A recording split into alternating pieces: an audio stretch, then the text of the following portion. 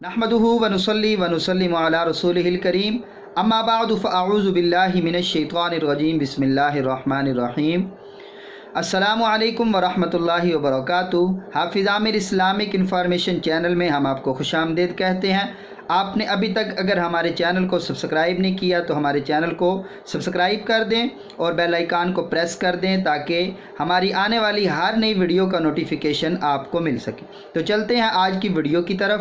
آج کی ویڈیو جو ہے وہ 12 ربیع الاول کے حوالے سے خصوصی نشریات ہے، جس میں آپ کے سامنے سیرت رسول صلی اللہ علیہ وسلم پر چند اشعار پڑھوں گا۔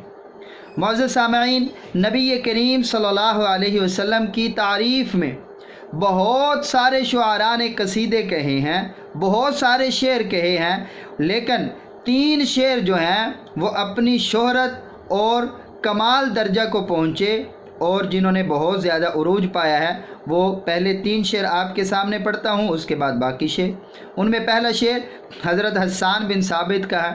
آپ ارشاد فرماتے ہیں وَأَحْسَنُ مِنْكَ لَمْ تَرَ قَطُّ عَيْنِي، محبوب آپ سے خوبصورت میری آنکھ نے آج تک دیکھا ہی نہیں۔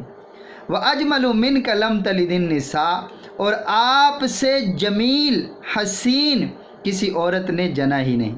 خُلِقْتَ مُبَرَّأً مِّن كُلِّ عَيْبٍ، اللہ رب العزت نے آپ کو ہر عیب سے مبرہ پیدا کیا ہے۔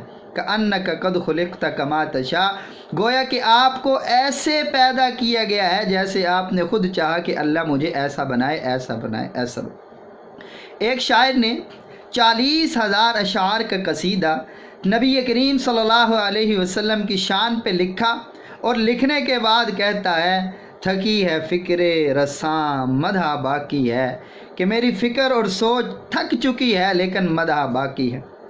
قلم ہے آب لاپا مدح باقی ہے، قلم کو بھی چھالے پڑ گئے ہیں مدح باقی ہے۔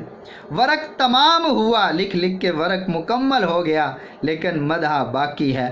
تمام عمر لکھا، ساری زندگی گزر گئی لیکن نبی کریم صلی اللہ علیہ وسلم کی مدح پھر بھی باقی۔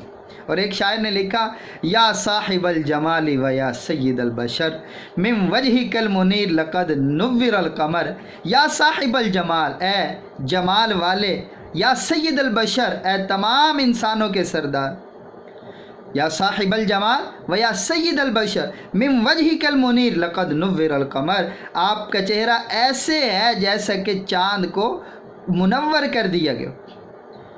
یا صاحب الجمال و یا سید البشر، کتنا خوبصورت شعر ہے۔ من وجہک المنیر لقد نور القمر لا یمکن الثناء کما کان حقہ، آپ کی ثنا کرنے کا حق ادا ہی نہیں کیا جا سکتا۔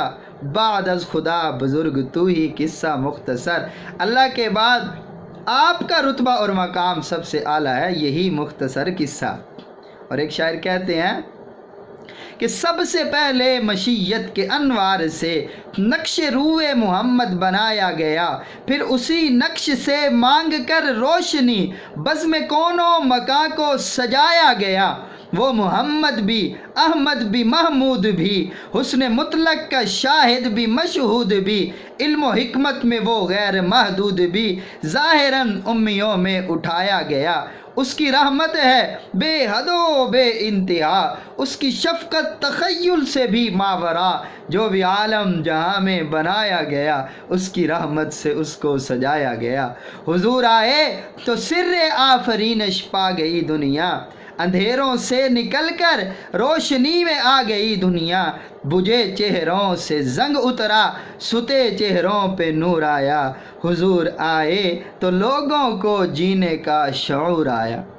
قدم قدم پہ برکتیں، نفس نفس پہ رحمتیں، قدم قدم پہ برکتیں، نفس نفس پہ رحمتیں، جدھر جدھر سے وہ شفیع آسیاں گزر گیا، جہاں نظر نہیں پڑی، جہاں نظر نہیں پڑی وہاں ہے رات آج تک، جدھر جدھر نظر گئی وہاں سحر ہو گئی۔ آج کے لیے اتنا ہی، ملتے ہیں اگلی ویڈیو کے ساتھ، تب تک کے لیے والسلام ورحمۃ اللہ وبرکاتہ۔